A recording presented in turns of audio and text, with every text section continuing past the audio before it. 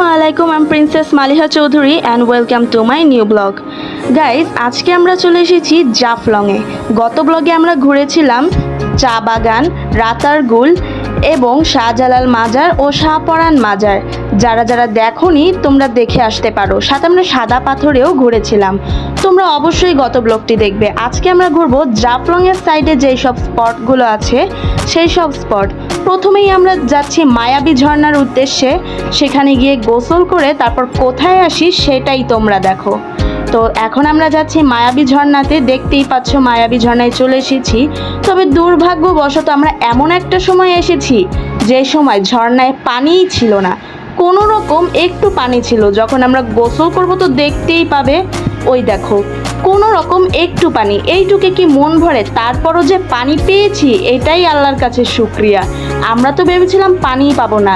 তো এখন আমি এখানে গোসল করছি, সাথে ফটো সেশনও করছি আর সানগ্লাস পরে গোসল করছি, কারণ এখানে এত রোদ ছিল যে সানগ্লাস খোলার মতো অবস্থা ছিল না। তো গাইস, দেখতেই পাচ্ছ এখন আমার গোসল শেষ। এবার আমরা রওনা দিচ্ছি জাফলংয়ের উদ্দেশ্যে। আর এটা হচ্ছে পিয়াইন নদীর পাথরগুলো। সবাই বলছিল যে এই পাথরে নাকি পা রাখা যাবে না, পা রাখলে নাকি আমি আমার পায়ে অনেক ব্যথা পাবো। তো একটু বিশ্রাম নিয়ে এখন আসলাম জাফলং 0 পয়েন্টে। এসে তোমাদেরকে একটু দৃশ্যগুলো দেখিয়ে নিচ্ছি। এখানকার সৌন্দর্য মনোমুগ্ধকর ছিল। জাফলং 0 পয়েন্ট হচ্ছে আমার সবচেয়ে পছন্দের জায়গা সিলেটের ভেতরে। কিরে ভাই, পাথরের ভিতর দিয়ে আটাই যায় না। আল্লাহ ও আল্লাহ। এবার আমরা যাচ্ছিলাম লালাখালের উদ্দেশ্যে, কিন্তু লালাখালে যাওয়ার পথে এত সুন্দর একটি জায়গা দেখে নিজেকে আর সামলাতে পারলাম না। চলে আসলাম জায়গাটাকে উপভোগ করতে। এইখানে চারপাশে শুধু পাহাড় আর পাহাড়। এত ভালো লাগছিল, ইচ্ছে করছিল পাহাড়েই যেন সারাটা জীবন কাটিয়ে দেই। যাই হোক, এবার আমরা লালাখালের উদ্দেশ্যে পুরোপুরি রওনা দিয়ে দিলাম। দেখতেই পাচ্ছ লালাখালে যাওয়ার রাস্তাটা এতটাই সুন্দর। দেখো গাছগুলো কতটাই সুন্দর, পুরো চারপাশে সবুজে সবুজ, এত ভালো লাগে। এখন আমরা লালাখালে সিঁড়ি দিয়ে যাচ্ছি লালাখালে ট্রলারে। তো এখন তোমাদেরকে দেখাচ্ছি লালাখালের দৃশ্যগুলো।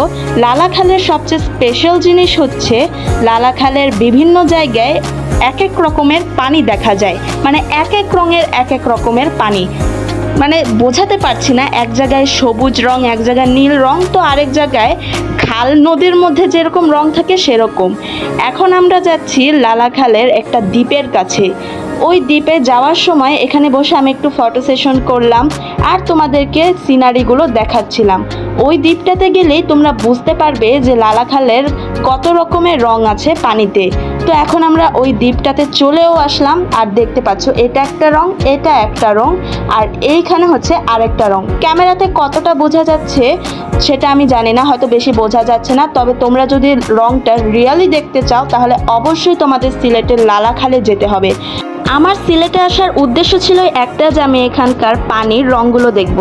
দেখেছো আল্লাহর কি অলৌকিক সৃষ্টি, মাশাআল্লাহ, আমি খুবই খুশি হয়েছি। এখন আমরা ঘাটে ফিরে যাচ্ছি লালাখাল থেকে চলে যাওয়ার জন্যে।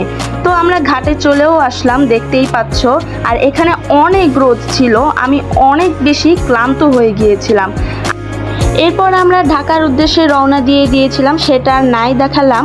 তো আজকের ব্লগটি এখানেই শেষ করছি। যারা আগের ব্লগটি দেখুনি অবশ্যই দেখবে এবং লাইক কমেন্ট শেয়ার করবে। এই ব্লগটিও লাইক কমেন্ট শেয়ার করবে, সাবস্ক্রাইব করতে ভুলবে না।